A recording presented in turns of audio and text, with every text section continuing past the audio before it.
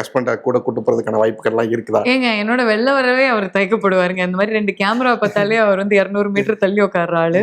So அவர் வந்து travel பண்ணணும் அப்படின்னா என்னுடைய என்டையர் மேட்ச் முடிஞ்சதுக்கு அப்புறம் அவர் வருவார். ஐ திங்க் நான் என்னோட ஒரே ஒரு தடவை தான் இந்த 7 வருஷத்துல வந்திருக்காரு. அதுவும் வேர்ல்ட் கப் ஃபைனல் 2023 அஹமதாபாத் கூட்டு போனேன்.